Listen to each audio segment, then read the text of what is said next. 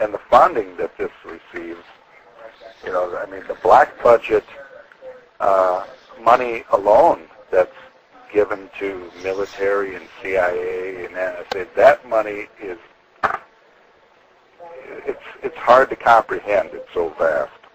And there's also dirty money that they can use. The CIA is the biggest cocaine dealer in the world. You know, they smuggle in 747s loaded to the gills with cocaine, and they get away with it. And Gary Webb exposed this. He was a reporter in California, and he did the big story in the 90s about how the cocaine created the crack epidemic in Los Angeles. And then he was suicided. You know, he couldn't get any work, and first the Mercury news backed him, and then, you know, the word came down that no one should touch him, and he couldn't find work, and then allegedly committed suicide, shot himself in the head, but I doubt that he actually shot himself. Well, it's probably assisted suicide, because that's what these organized stalkers and these groups do. They make it look like you committed suicide when it was actually a homicide. Mm-hmm. Well, I mean, they can make your life so miserable that you would probably want to, but I'm leaning towards he was actually not, I think he was actually out and out murdered, more so than just sabotaged to the point where he couldn't see any other way out and did it himself. I think Hunter Thompson was also murdered that way. I don't think he shot himself. And he was complaining about the CIA. You know, he's been a long time dissenter. And, you know, he's respected. I mean, you know, even though he's just sort of was a night and day party animal, he still was had his wits, and I think he was murdered. I think a lot of these big names that are dying from kind of weird causes, I think they're being murdered. They can give you cancer, quick killing cancer with these directed energy weapons. They're, you know, these electromagnetic waves cause cancer. There's an alarming rate of brain cancer, and it's directly from cell phones. But, you know, the controlled media is they're not going to let us all know that these cell phones are harmful, you know, because the New World Order wants to, you know, greatly reduce the world population. And they do it by and we have such an alarming rate of cancer, you know, so many things.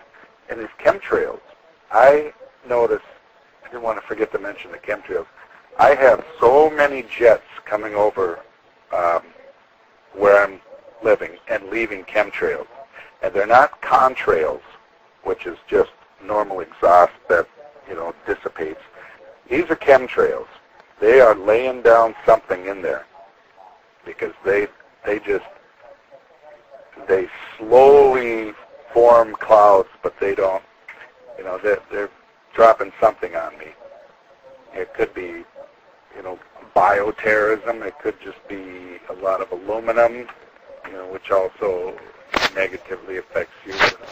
It also helps with the voices that we hear with voice to skull and radio signature.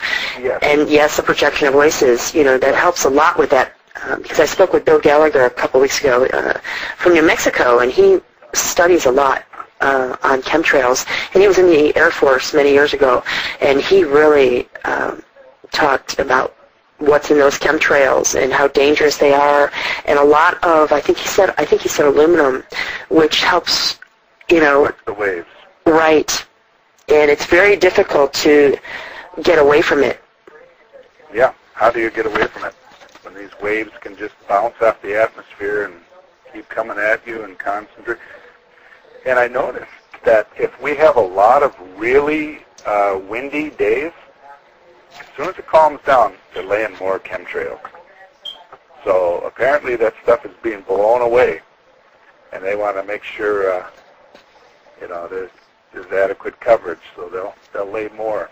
Yeah, I leave a fan on in my room at night now, and when I get the voices, they're furious that I do that. And I also leave a window open a crack, which allows a breeze, and that really sets off the magnetics in the room. It doesn't leave, it messes up what the frequencies that they're bouncing off of things to get to me, I guess. So I found ways to really upset them, but I have heard that rainy weather also interferes with that greatly, the chemtrails and the electromagnetic buildup on the earth.